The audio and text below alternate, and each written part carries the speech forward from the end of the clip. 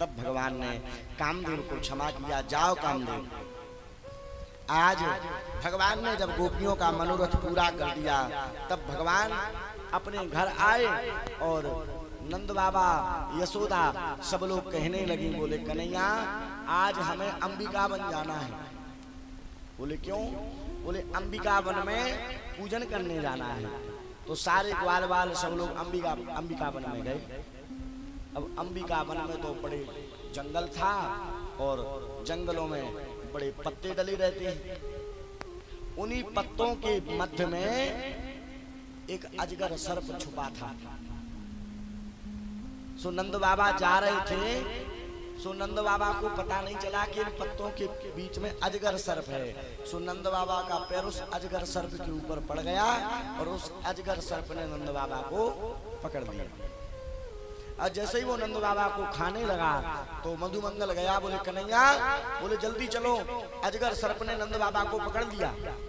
सो भगवान दौड़ लगा करके गए और उस अजगर सर्प के ऊपर भगवान ने अपना पैर पटका। जैसे ही उस अजगर सर्प के ऊपर भगवान ने अपना पैर पटका, उस अजगर सर्प में से एक दिव्य पुरुष प्रकट हो गए। भगवान ने कहा आपका परिचय? तब उसने कहा कि अहम विद्याधरो नाम सुदर्शन इति श्रुति। प्रभु मेरा नाम है विद्याधर और मैं विद्याधर नाम का गंधर्व हूँ। मैं देखने में बड़ा सुंदर हूँ और मुझे अपनी सुंदरता का अभिमान हो गया। एक दिन क्या हुआ महाराज, मैं तो अपना श्रृंगार करके सुंदर बन करके बैठा था और सामने से एक महात्मा जी आ गए। उन महात्मा का नाम है अष्टावक्र ऋषि। क्या नाम है? अष्टावक्र।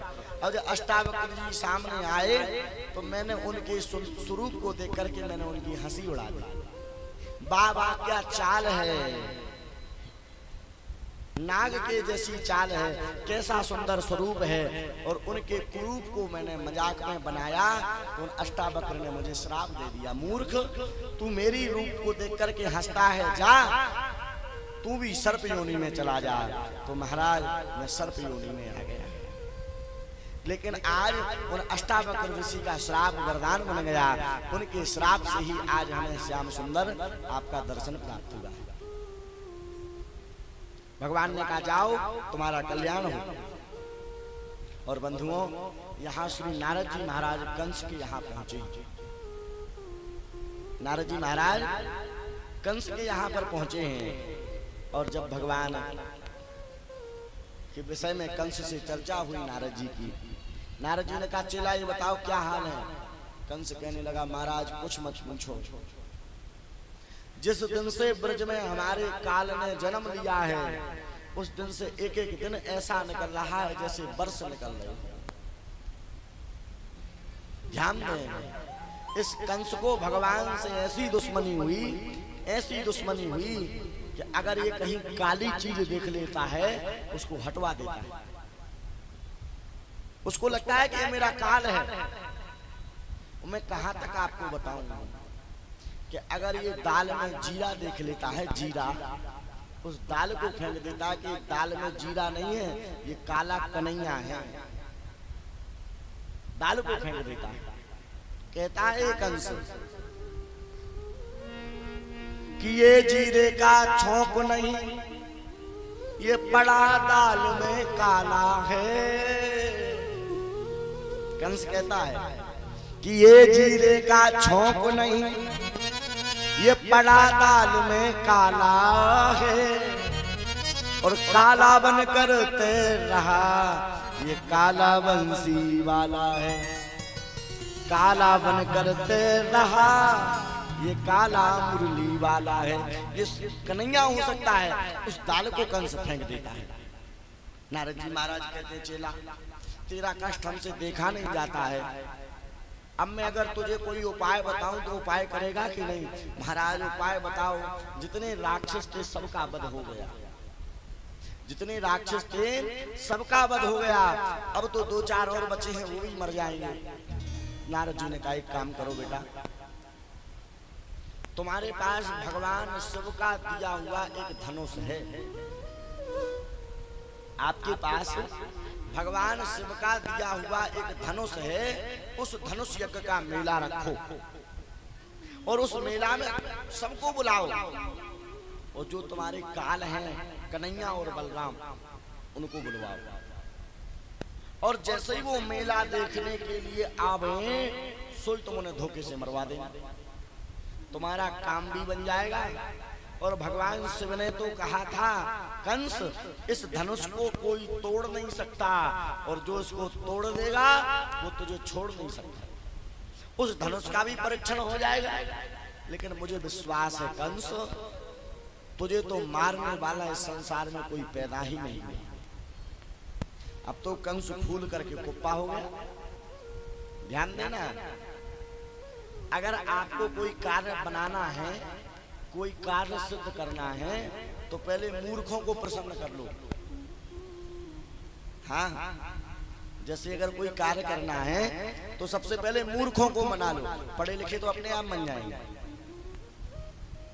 और मूर्ख लोग केवल कुछ बातों से प्रसन्न होते हैं। एक उनकी प्रशंसा, अकारण प्रशंसा, उनकी प्रशंसा करो, और एक उनके लिए खर्चा, उनके लिए कुछ धन खर्च कर दो, और तीसरा उनका संग, उनको हमेशा अपने संग में रखो कुछ दिन पर। और जब ये आप मूर्खों के साथ करोगे तो उनका आपको अपने कार्य करने में कोई कठिनाई नहीं आएगी, आपका कार्य सफल हो जाएगा। नारद जी ने कंस को तो प्रसन्न कर दिया, और नारद जी कहने लगे देखो चेला, अब हम पर तुम्हारा कष्ट देखा नहीं जा रहा। हम 2 दिन के अंदर कृष्ण और बलराम को मरा हुआ देखना चाहते हैं। 2 दिन के अंदर। महाराज ऐसा ही करेंगे। यहाँ से तो नारद जी ने कंस को समझाया, और सीधे नारद जी महाराज वृंदावन पहुंचे। सो भगवान गौचारण करके वापस लौट रहे थे, शाम का समय था। सो नारद जी ने भगवान को प्रणाम किया और प्रभु के समाचार सुने, और नारद जी कहने लगे प्रभु सारी जनता बड़ी परेशान है, और अब मैं इस जनता का दुख देख नहीं सकता। जिस काम के लिए आपने अवतार लिया वो कार्य करो। हम अब ज्यादा देखना नहीं चाहते, 2 दिन के अंदर कंस को मरा हुआ देखना चाहते हैं।